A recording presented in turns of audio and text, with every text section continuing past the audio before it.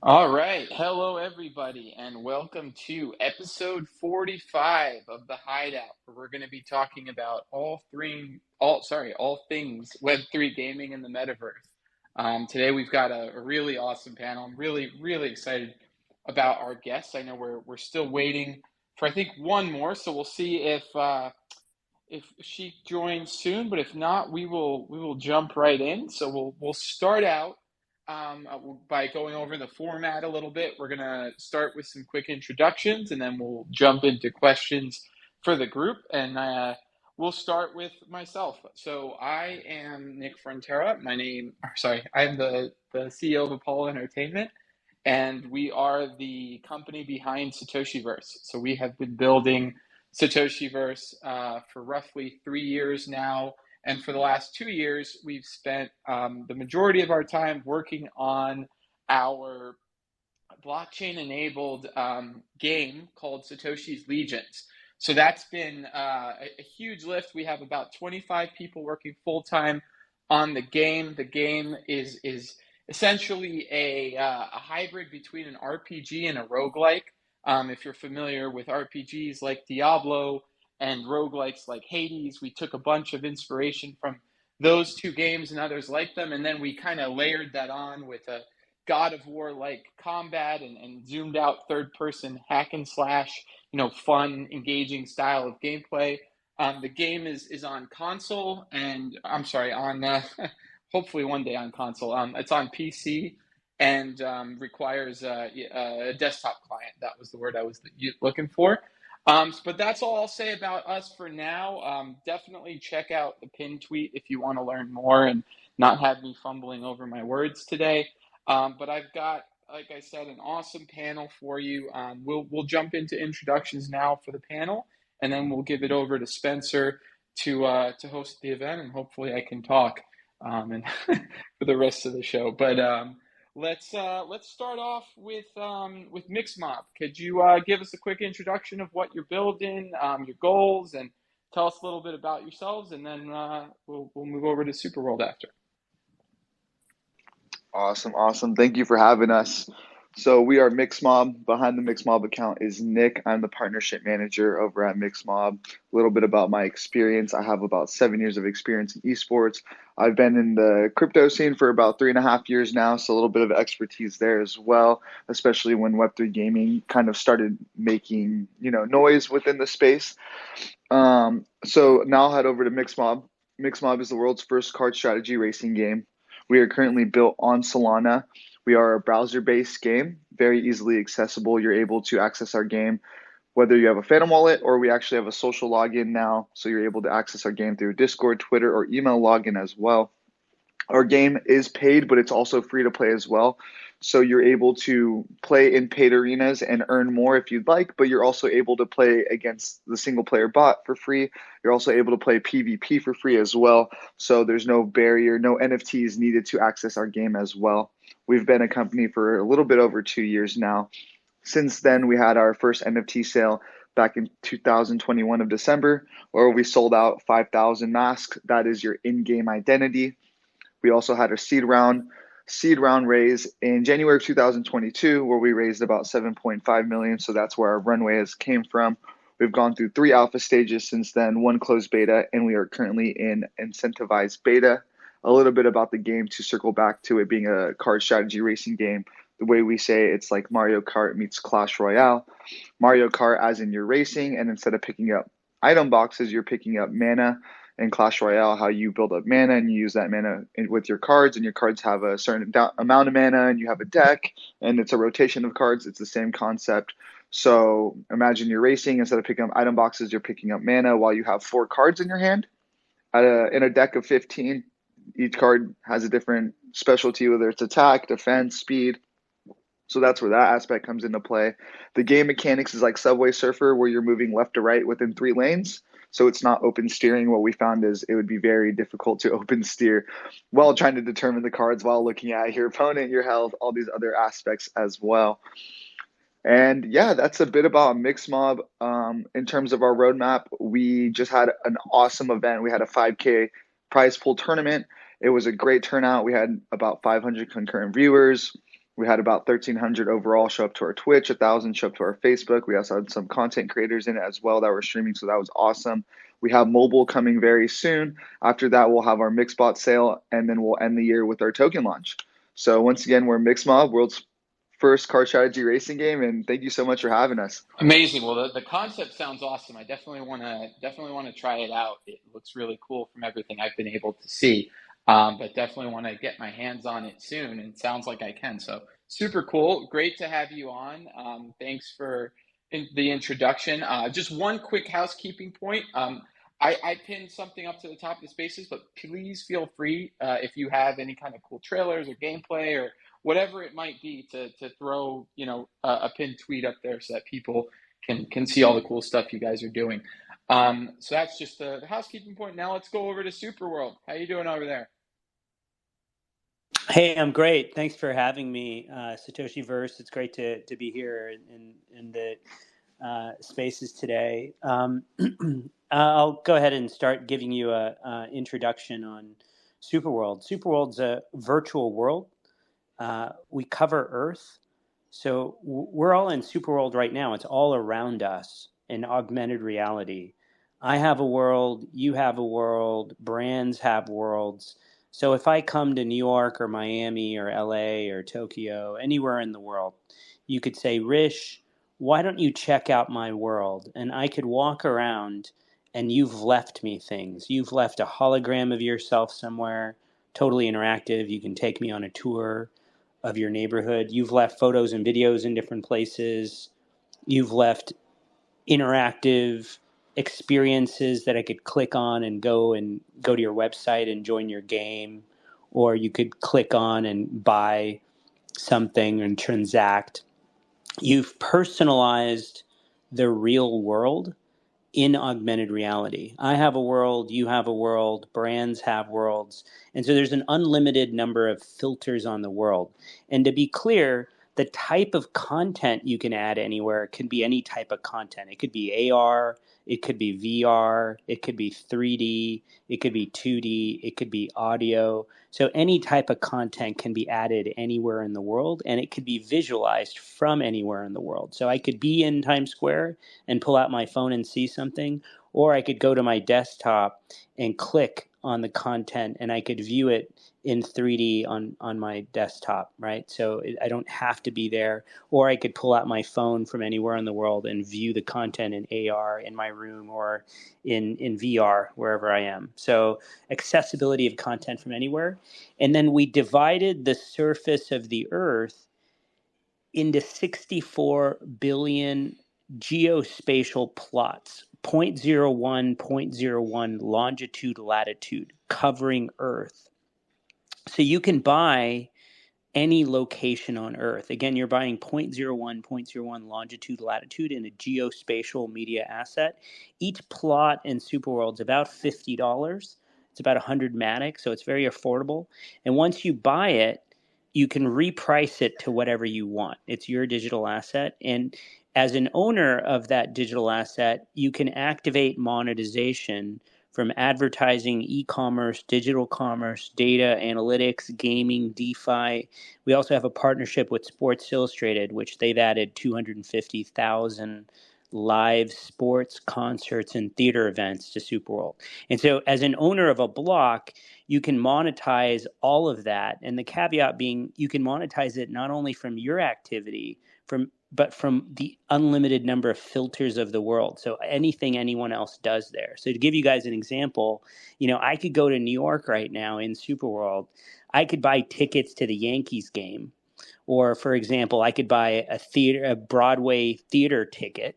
And if you guys are fans of the Yankees or of baseball, and you've bought the virtual real estate where Yankee Stadium is, or you've bought Broadway where the musical I want to go to is, you actually earn money from that ticket sale as well. So you can, I'm going to a real game or a real theater event, a physical event, but you're buying virtual real estate in that location and you're benefiting from the monetization of that ticket sale in Superworld. So that's an example of a ticketing filter. And what we're building is an unlimited number of filters in any location on the world. So that gives you kind of a high level. Our vision is to enhance people's real lives, and our vision is to build a better world. And one of the things that we're building is what I call live to earn. And the idea of live to earn is how can I bring tokenomics into your real life so you could do the things that you love to do in your real life. So how do we incentivize you to do things that you love? So that's the vision of Superworld. I love it, Rich. Everything I've seen, you guys are doing an incredible job. It's such a cool concept, such a cool platform, and it's incredible to think about all the possibilities as we move forward and the hardware gets better, and what's going to happen with AR and the blend of digital and real life. So super super stoked to catch it at such an early stage and see all the amazing progress you guys are doing. So thank you so much for being here. Real excited to get it into all these questions. Looks like all right. So if our third speaker comes, we'll get her up on stage. But for now, Spencer, why don't you give us a quick introduction and take us into the questions? Okay, thanks, Nick. Yeah, my name is Spencer Vogel. I've been working with Apollo Entertainment and Satoshiverse for the last probably 2.5 coming on years now, and I host the spaces and ask the questions here. So getting into format a little bit, we are going to ask a couple questions to the group discussion questions. So I will call on someone to start, and then from there, feel free to just jump in, whenever you feel free. And then we'll get into some individual questions for everyone here as well. And then for everyone who is here listening, we do a giveaway every week on our spaces. So we're going to be giving away one of our Satoshiverse collectibles. So make sure you stick around to the end of the space to be able to get that prize. Awesome. And as Nick said, yeah, if you guys have anything you want to pin to the top, feel free. So first question here, and Rish, maybe you could start us off on this one. So what is your vision for the development of the metaverse, and how do NFTs and Web3 tech serve as building blocks for this new digital reality? So, our vision at Superworld for the metaverse is that these technologies that encompass the metaverse, which are immersive technology, AR, VR, XR, NFTs, Web3, blockchain, and generative AI and AI in general. These technologies are meant to bring together your physical life and your virtual life. And so, currently, a lot of us are more digital than most of the mainstream population. And there's more and more people getting into, whether it's NFTs or immersive tech or generative AI, into these technologies. But there's a lot of people, myself included, who love the physical world. And one of the things that I think a lot about is, am I looking at my phone too much? Am I being sucked in to some of these totally virtual environments? Is this a good thing? But at the same time, I recognize the positives of it, right? So I recognize that sometimes I don't want to make a commute, and I'd rather just zoom in on a call or do a spaces like this. I recognize the benefits of having the ability to buy something digital and have authenticity to that. And so again, I think that there's these parts of our lives that are physical and parts of our lives that are digital. And I think the metaverse is really bringing those parts of your life together. So when you're doing something physical, regardless of who you are or what your goal is in that moment, you're also looking for the digital corresponding benefit of that physical activity, and vice versa. If you're doing something digital, you're wondering, is there some physical corresponding benefit or linkage to this physical digital thing that I'm doing that could be physical. Maybe it's entrance to a live event or an actual kind of physical in real world benefit of playing a game, etc. So that is, I think, the power of the metaverse, is when we start thinking about our physical lives and virtual lives and clicking them together. And I think the second question, which is, bringing together NFTs and Web3 into this, I think, that technology allows us to provide authenticity. It allows us to have, frictionless transactions globally. It allows us to, programmatically engage in commerce, have immutability. I think there's a lot of benefits to blockchain and Web3 technologies in the metaverse specifically, because especially in Superworld, we think of the whole world as being identifiable and be able to be authenticated, in the sense that even the space around you, whether it's virtual or physical, can be owned. It can potentially be fractionalized. It can be traded. The content around you, can do the same, and you have this frictionless exposure and ability to transact anywhere in the world. And that, I think that's what's so powerful about these technologies as they apply to the metaverse. Awesome. Really quick before I allow everyone else to respond, our other guest, Ape Mother, just joined us from Ape Reunion. Ape Mother, I just wanted to give you a real quick opportunity to introduce yourself and introduce Ape Reunion, and then we can get back into this question here. Yeah, for sure. Good morning, everybody. Sorry for being a little tardy. I got carried away answering tickets in our Discord and talking with some of our community. But yeah, Ape Reunion was a free mint project back in April of 2022. Started as a PFP project. We went on to animate the entire collection and then used all of those animations to extend the character to a full body playable game character inside of a developing game that we started called Reunion. So we dropped the beta for or a proof of concept for an open world MMO RPG. It's multiplayer. It's scaled to our whole community currently, and we are queued up for quite a few more game releases. Right now, there's just a simple crafting progression. Like I said, an open world map with about 5 key landmarks on the map that you can teleport to. And we're gearing up to just create a fun metaverse for the Ape Reunion characters and the Reunion Species characters. I botched that a little bit, but just wanted to make it succinct since I showed up late. No problem. Thank you. Thank you for the quick intro. And just to recap the question that we're on here. So the question is, what is your vision for the development of the metaverse, and how do NFTs and Web3 serve as building blocks for this new digital reality? And Superworld just gave us a great answer. So I was wondering if anybody else in the group has anything to respond to what he had to say. Yeah, I'll build a little bit off of what Rich said. I think he covered it very well, and very thoughtful answer. I think, coming just from my perspective, prior to kind of diving into this crazy space, I was a IP lawyer, and one of the things that got me so interested in NFTs was the potential that NFTs could create this infrastructure for digital ownership. And I think we talk a lot about what digital ownership means, and Rich pointed out one of the most important factors about it, which is authenticity, right? And being able to authenticate something and know it's real.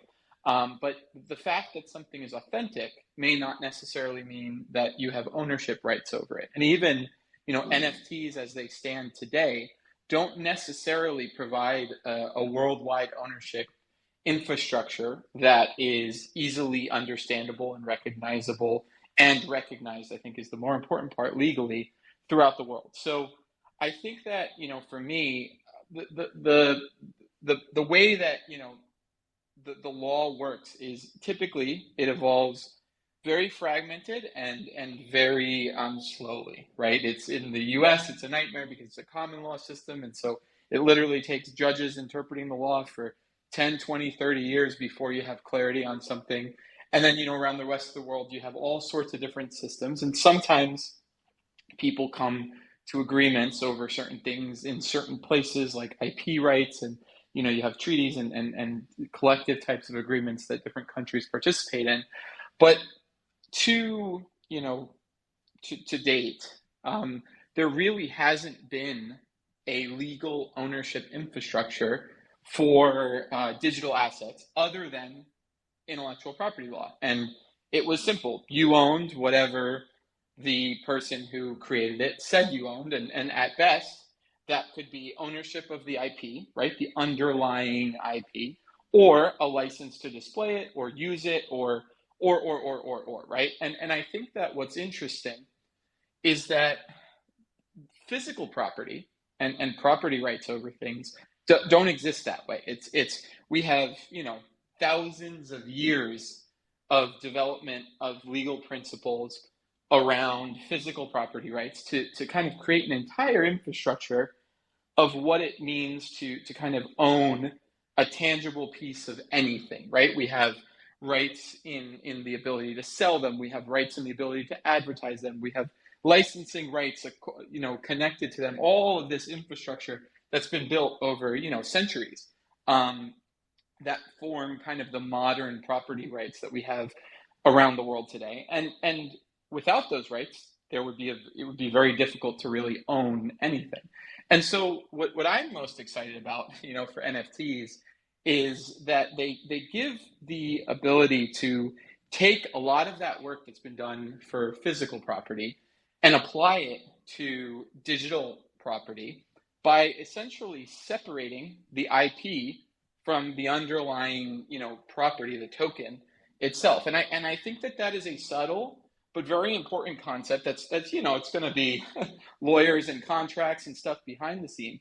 But what it could do is it could create a real tangible infrastructure for legal property rights around digital assets. And so if we think about the digital world that Rich described and all these interactions and what owning the plot of land or what owning the wearable within it or the game item or whatever it is, there's going to come to a point where when judges and lawmakers are looking for, okay, but what does this actually mean? They can look at NFTs and they could say, well, this is kind of like a physical asset, right? Because if I take this T-shirt and I slap a Superman logo on it, and now it's a Superman T-shirt, I don't own the Superman logo. I could take it places, I could resell it, I could advertise it, but that's because of the laws that we have regarding physical property and IP attached to physical property. Now we have something like that T-shirt that you can throw a logo on, that you can throw IP on, that you could throw media on, and we can separate the two and say, you don't necessarily own the IP. Maybe you do, right? Maybe that's something that the project or the creator does with, but you don't have to. And that's an important distinction, that you aren't necessarily attaching your rights to the IP, you're attaching your rights to the underlying asset. And now there is an underlying asset. There is an underlying thing that you can have property rights over, which I think, is, I don't like to use paradigm shifting because there's, some paradigm shifting technologies, but from a legal mindset, it has the potential to completely shift the way we think about digital assets, which I think will ultimately be very significant, in how the jurisprudence develops and the rights that we have.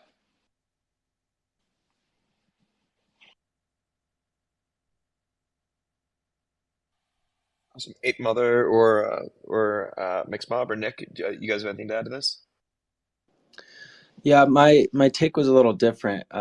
If I remember the question, you were basically just asking like, what do we see with, like, what are we excited about the metaverse for? That's the question? I just want to make sure. Yeah. Just what do you see as like the vision for the metaverse? Yeah. Yeah, I mean, to extend off, who was the last speaker? I want to make sure. Was it Apollo? That was Nick with Satoshiverse. Yeah. Oh, sweet.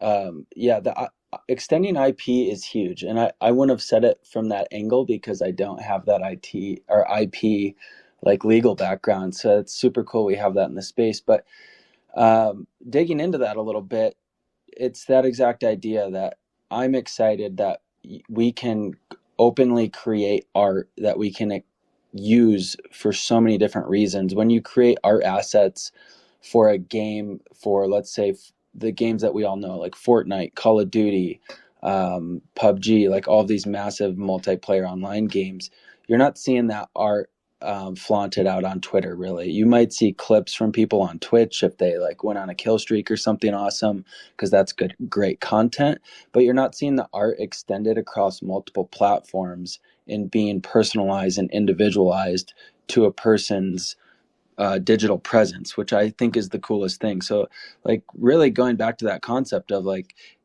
how much we interact with each other on Twitter and PFPs actually being meaningful, but then taking all of that stuff and putting it into a world where you can like run around and do all kinds of cool stuff. It really opened up the gates for more people to experience like what it is we're doing here. And I just love the idea that like we can create art alongside of community, and the art can be more meaningful than just like a one-off drop hanging up in a coffee shop, or just like a piece of cover art for a vinyl record. But it can also be all those things. And so like for us, the metaverse started with really good art, and that's what we brought to the space, is the best pixel art that we could envision, and we put months into iterating on it.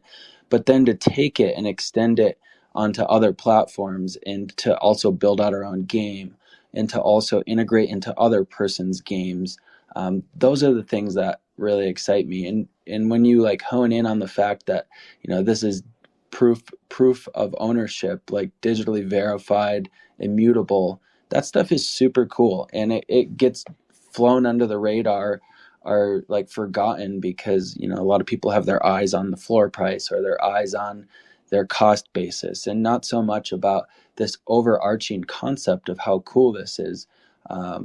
Granted, we're early adopters, and these are the pains of being early adopters, if you ask me, on top of a massive, like, crazy economic situation that we're dealing with.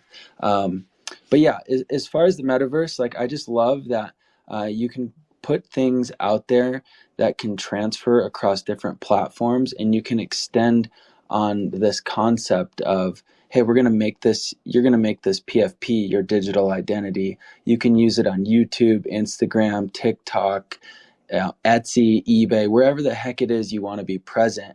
And then you can also use it in a game or multiple games. And it also sways a little bit about how people, a little bit about their conduct and how they carry themselves. Like traditionally, as a gamer, like there's toxicity isn't the right word, but there's an element to gaming that comes with a lot of like loose speaking, and like being out of pocket, basically, and maybe less verbose than you would hopefully normally carry yourself. But when it's your identity across multiple platforms, and we're able to elevate somebody's art across different platforms, it changes the way we game, and it changes the way we consider like the value of owning something that's immutable. So I'm excited about all that stuff, and that's why part of the reason why we even showed up to this space, not this Twitter space, but the NFT industry in general, and said, hey, let's try our hand at this. Awesome. Nick, do you have anything to add before we move on to some individual questions here? Yeah, absolutely. I'll just touch on it very briefly, because I feel like everything that was said I agree upon, and it was all spoken very clearly. Just to touch on the gaming side of it as well, like I want to make sure I say it. Ape Mother said it was head on. I mean, the way we think about it too is, he mentioned how we're early adopters, and I mean, think about when these Web3 gaming, let's just say big time, for example, you have this asset, and you're an OG, you've been playing this game since day one. It's an opportunity to reward players as well for their actual time, and like you mentioned, ownership, and this is where interoperability, such a hard word to say, comes into play as well, with the metaverse. And it's, for instance, like Bonk. I'm sure you guys are familiar with Bonk. We have a partnership with Bonk, and we have now a Bonk NFT that you're able to use in our game. And that's like the exciting thing about it. It's like almost like Fortnite is kind of paving the way with that, with these IPs, and how they have like certain, like have like Naruto on there and all that kind of stuff. And it's like, imagine we took that step one step further, and you're able to actually bring in your NFT projects, your IP onto these games. And it's also revenue sharing as well. You own this asset, and maybe you build it, like mentioned, on YouTube, TikTok, Twitter. You build a brand around your NFT, no matter what it is, and then you're able to actually make a revenue. You're actually able to make money off of that from revenue if it wants to be put into games or commercials, like Bored Apes, when they had certain Bored Apes on, I believe it was like certain commercials, and I don't know if they made money off of it, but it's that same concept of being able to actually own this art that you resonate with, and it's your online metaverse identity practically. and it's you're able to portray who you want to be across different platforms, across different games, different metaverses. And so that's just what's really exciting about it. But yeah, everything else was touched on. So I'll definitely leave it up from that because I know we've been on this topic for a while, but I agree with everything that has been said. Awesome. Well, I got you up here. I'm going to ask you an individual question. So Nick, so Mixmob has this watch and bet feature to its game, which is really cool. And I was wondering more generally, what place do you believe gambling and betting has in the Web3 gaming space, and what situations do you think it makes the most sense for it to be implemented? Yeah, absolutely. That's a great question. I think with Twitch and content creation and being able to stream games live is a huge factor. Um, Reason behind it too is our game is a card strategy racing game. Racing is a sport. What do people love to do? They love to bet on sports.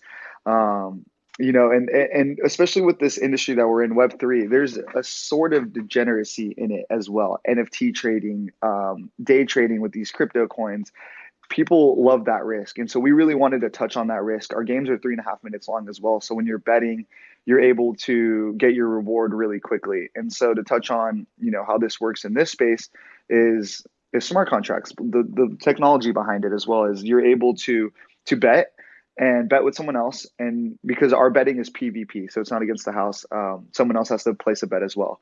And so you place your bet, they place their bet, and you're able to get your reward immediately. It's just the beauty of the technology, I think. How this kind of touches on is our game. We also wanted it to be an esport feeling. In esports, if you go to a LAN event, only about top 8 get prizes. You don't get your prizes till months later. This solves that as well. If we have, so what we have is small tournaments within our game. You enter into a paid arena.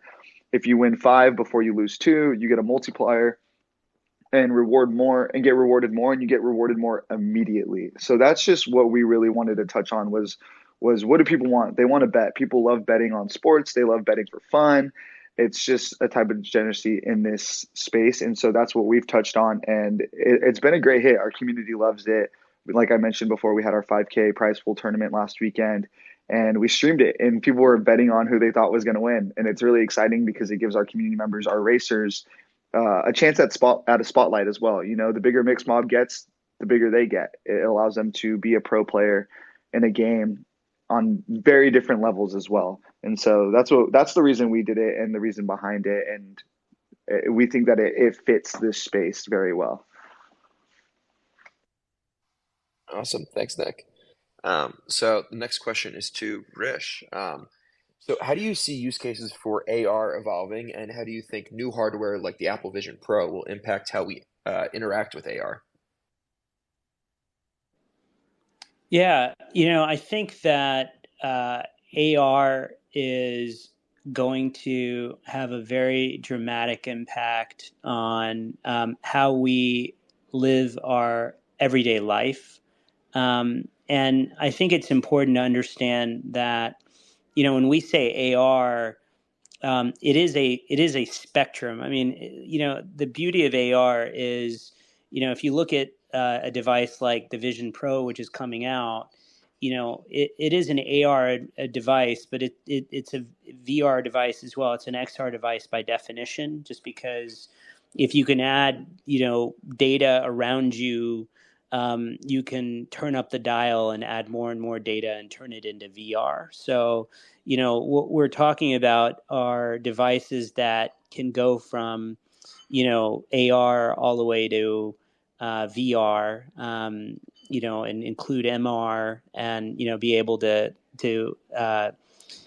have your surroundings, understand your surroundings, and have them understand objects that are put in to your surroundings, and interact with each other. And so I think because of that, that there's just so many use cases that we can start kind of adding value to our daily lives in very instrumental ways. So whether it's navigation, which is a pretty simple type of thing to understand and already exists in on your iPhone, on Google Maps, all the way to education, to entertainment, to marketing, to shopping, I think we all know kind of the use cases, and the beauty of it is it's really easy to kind of take some of the things that we're already doing, whether it's in e-commerce,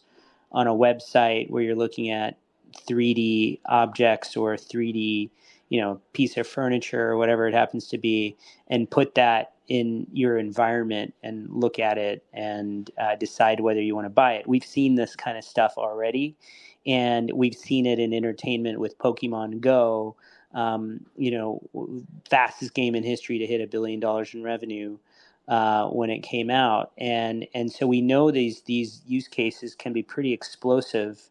And again, our vision at Superworld is to enable all of you to bring your vision to life using these technologies. And that's what I'm really excited about, is as you can empower anyone and democratize the ability to create these AR tools and bring in any type of content into the world around you. I think there's going to be an explosive number of opportunities that will be created from that creativity that's going to be unleashed by our community and other communities, and we're happy to figure out ways to again have all of that hosted in a world that you can create in Superworld that's all your own, and again in a decentralized format.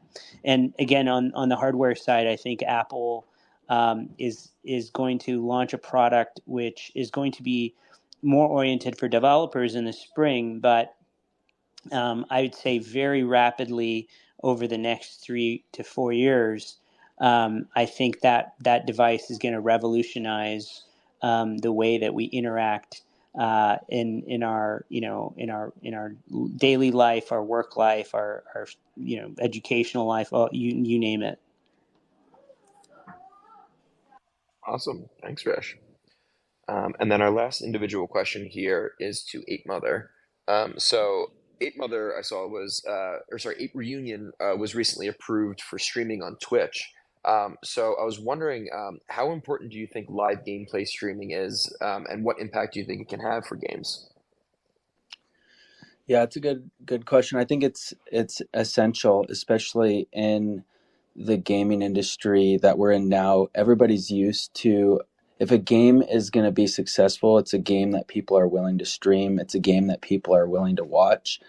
And it was a little bit of a hurdle to get over with Twitch, actually, because they apparently only approve blockchain crypto related games on a case by case basis, and they actually denied our first application.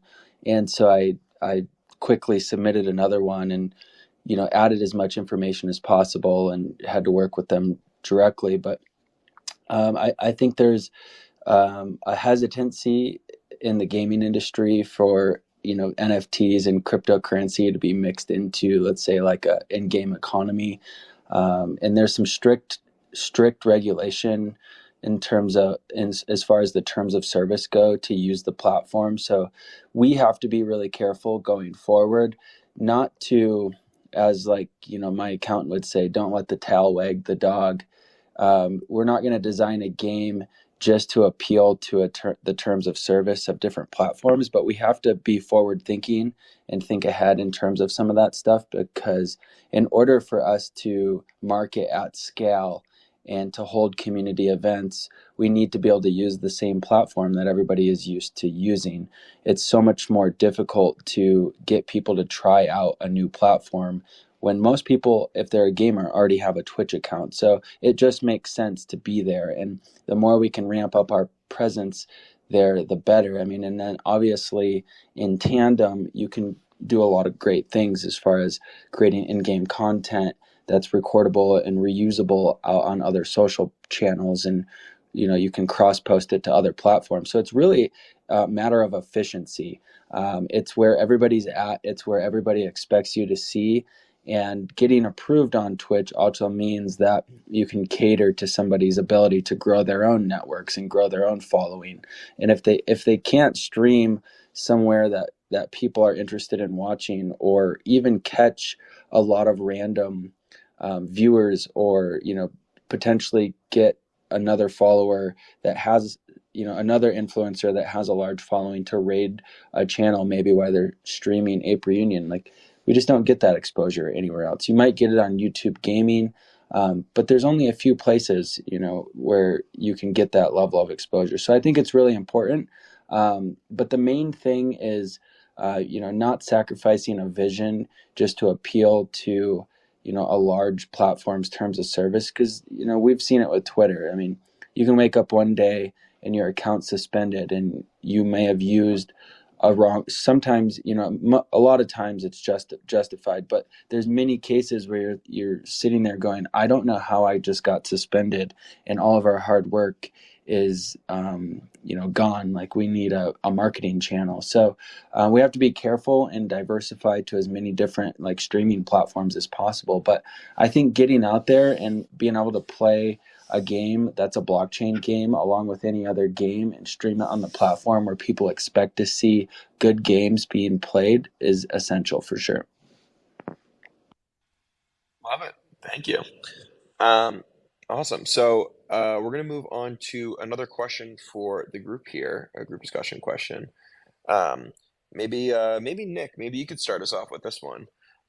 So the question is, gaming has been touted as the game-changing application of blockchain technology that will bring the masses into Web3. Do you agree with that sentiment, and why? Yeah, absolutely. That's a great question. Well, we believe that gaming gaming and crypto go together very well. Blockchain go together very well. People say that Web3 games need to be fun, and they do need to be fun 100%. But what crypto and blockchain brings to gaming is the technology itself. So as I touched on before, how you're able to enter into arenas, tournaments, and enter into crypto and get it immediately back. And so that's one of the use cases. Let's look at big time, or for instance, today, as the past week has gone by, players have been playing it. They've been, it's a fun game. People enjoy it, but people obviously say it's not as fun as Diablo or any of those other type of games. But what makes it fun is you're able to earn, you get rewarded for your time. And so the shift that I think we're seeing with gamers here is they want to be awarded for their time one way or another. So when we look at Web3 gamers, gamers are looking for opportunities to earn. And so that's the exciting thing about Web3 gaming is how can we make a game fun while still giving you opportunities to earn? And we're not talking about, life-changing opportunities to earn, but getting rewarded a few dollars a day for your time. Or if you grind a game and you get an NFT that's super rare for grinding, you now have an opportunity to either flex that in game, or you're able to sell it to someone else that would want to flex it into the game. So we think that that's really, really huge with your in-game ownership of all of your assets, as well as the technology behind it to be able to earn and make money as well. I think that that's a huge shift, especially because if you look at how many hours are put into video games, if I grind Madden Ultimate Team and I make my team and it's a 99 overall, well, now I can't do anything with that besides play with it. What if I'm done playing Madden? I want to sell it. I'm not able to sell it. I have to keep it unless I sell the entire account. So there's a lot of use cases in that sense where it definitely is a huge opportunity to onboard a lot of Web2 users into Web3. It's definitely going to be a different type of user, and we do think that this is going to take some time before Web2 gamers accept that. But I believe that it's separating Web2 and Web3 with the technology versus just trying to say that this is a fun game where you're able to own everything on chain. I don't think everything necessarily has to be on chain with these games. I just think that with this technology, it offers a lot of different opportunities for a gaming experience. Awesome. Does anybody else have anything to add to that? Yeah, I just want to comment on it for a second. Kind of a different perspective is something I've thought about a lot is creating a game where the primary one of the primary like game loops is earning is a really challenging way to create a game, and it actually I don't know that it's necessarily good for gaming to create a game solely based on this play to earn concept, because most of the time the idea of playing a game, it's supposed to be fun. And I like the idea that I can go to the blockchain and sell my assets if I decide I don't want to play the game or if I want to level up. But in order to sell those assets, there's got to be a demand there. And the demand in the NFT market overall is challenging. And when you're talking about niche games, you're talking about a much smaller audience altogether to market to, with regards to things like rare skins or phygital items or anything that is acquired in game. And so if the sole purpose of a player in a game is just to earn and dip, they're going to farm a game so much. And as a developer and a builder of a game, you constantly have your tail tucked between your legs, or you're running around like a chicken with your head cut off, trying to balance the economy and provide more value. Because, for really skilled players, and I've experienced this with my in my own gaming, and I'm a novice gamer. I'm not that great, but I'm not that bad. I am going to grind as hard as possible to get to the top level as fast as possible. And once I figure out how to do that, I'm going to be able to do it really fast. And, it really puts the majority of the players in a game at a severe disadvantage when you have like a very small percentage of skillful gamers reaping all of the rewards and farming a play to earn system. And so I'm not saying that there's anything wrong with it, but I still feel very strongly that the underlying value of the IP and being able to move it and sell assets is important. But I really want to focus on designing games that are fun, and the content that can be created out of those games is the social currency that people are excited about, not necessarily just farming a game and playing a repetitive game loop just to reap rewards, because that breaks games as well, and it just makes it really hard to balance a game, to be honest. And so, at least from my perspective, like, I've always taken the approach with our team that we're going to build a fun game, and the earn concepts are going to be sort of not muted, but undertones of the game, and kind of going back to the immutability of NFTs and that ability to take your IP out to the marketplace. And I do believe that there's a lot of, games are all about game theory, right? And game theory is all about risk reward. And so some of those rewards include, and in this case, cryptocurrency or money or tokens. I just think it's a really challenging spot to be in, and it's less easy to build a fun game when everything is about earning. Yeah, I think, I kind of land somewhere in the middle of those two lines of thinking. And I don't know that they're opposed necessarily. I think my view is long term.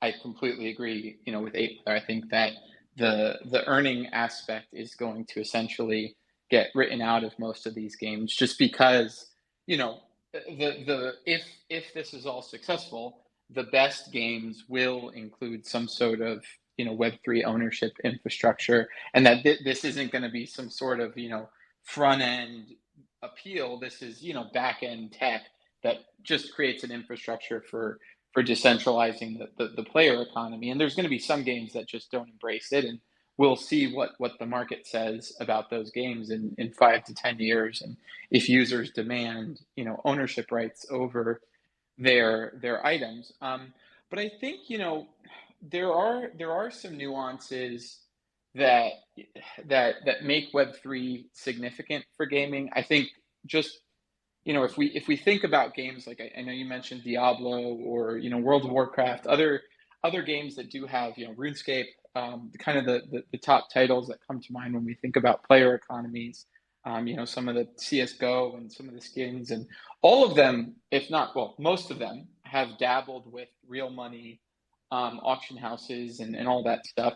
And the games broke, right? Like Diablo 3, that was the big knock when they released the real money auction house. The game wasn't built for people to just farm and farm and farm. And you had, the farms just, it wasn't regular players who were playing the game and owning it. And it took the fun out of the game because everyone who was looking for that rare item that they might grind for 50 hours to find could just buy it for $2 because there was such a disparity in the farming versus the common player. And so I think there was a lot of pushback there, and I think that pushback is very important for us, for developers that are developing Web3 games to take into consideration, because you truly do need to develop a game's player economy and item progression and all of these things in a very different way than the ways that Diablo and some of these other games have handled it. Because Web3, the inherent idea of an open player economy completely changes those dynamics as the game becomes more popular. I think if we're talking about, and that's why I said I think I agree with both, because if you look at Big Time as a good example of a really good Web3 game that has released, and sure, it's probably not Diablo or any of these others, but I don't think anyone expects it to be. It does have that earned component, but there's also kind of a component that people have been there, playing the game, wanting it to, be a thing for a very long time, right? So people invested 2-3 years ago in Big Time. They got their passes. They spent lots of money. And so there does need to be, I think because of that, with some of these bigger games, there does have to be some component where there are opportunities to quote unquote earn, right? And so we're kind of approaching that in a slightly different way. The way we're thinking about it is more, there is a open player economy, and we've designed the game around that, right? And then the items aren't necessarily you grind for 50 hours and you find a rare item, but you grind for 50 hours in order to make your item the highest possible level that it can be. And therefore, you're not necessarily buying someone's luck and chance. You're essentially paying to progress, which I think is going to be an important distinction between these pay and win type of systems and pay for progress, which has become very popular in the free to play space. And I think most blockchain games are going to end up being free to play in the early days, just because it's hard enough to attract blockchain gamers. I think a pay to play game is going to struggle. But I think that if you kind of adopt the right mentality about quote unquote earning, it doesn't necessarily need to be in the moment to moment gameplay. So companies have massive, like if you look at Fortnite, the skins market, companies have massive revenue coming in from those sorts of things. There are ways to design an ownership infrastructure from within your game that essentially allows players to profit off those sorts of aesthetics, or give them ownership over those aesthetics in a way that they can get some downstream type of revenues. And I think Web3 enables that in a unique way. I think interoperability is also a very unique aspect, where kind of what I was talking about before. Right now, if you want to use a Fortnite asset in, I don't know, Magic the Gathering, card game, there would need to be a licensing agreement for sure between those two platforms. We could reach a spot where, because something is an NFT, it can be used within another game without the permission of, I don't think we're there yet, to be clear, but I think we'll get to a point where you'll be able to use that asset in different places without a direct partnership between the two platforms. And again, from a legal perspective, that would be very significant, because that doesn't exist currently, with digital assets in the world, so outside of NFTs. So sorry, I know we're actually close to time, so I'll open it up to finish this for everybody else. And Spencer, you might have the announcement for the winner, and then we'll wrap up. We had a great conversation on this one. I really glad that everyone was so thorough with their answers. Yeah, so real quick before you close that, Nick, so the winner of the 8mo Army trading card, which is a rarity card, is Suli at Suli Good Vibes. Congratulations, and please send a DM to the Satoshiverse account, and we'll make sure to get you your prize. And Nick, back to you to close this out. Nice. Yeah, so I don't want to talk for too long on this, but thank you all so much for joining. I know we have some of the hard stops, so just trying to respect that. But thank you all so much for joining us on this Spaces. It has been a pleasure to talk to all of you. Super insightful. Please, everyone who joined, to watch, thank you for joining. Everyone who's going to listen to the recorded version, thank you all for tuning in. We do this every week. Big shout out to all the projects that are on here. Huge fans of what all of you are building. Please, if you're in this space, check out all the projects. They're really all doing significant things. Each one is different and has its own ways to connect with it. So, please check them out, give them a follow, check out their videos. But, if you do want to get involved in the Satoshiverse, we've got links in the tweet that we pinned, but check out the Discord. You'll find myself and others in there all the time. So it's a great community, and same goes for all these other projects that we have on here, all building awesome stuff. Please check them out. I'll sign off with that personally. I'll leave it open for another minute or two in case anyone has any last minute things they want to say. But otherwise, thank you all so much for being on this panel, and please join us next week at the same time.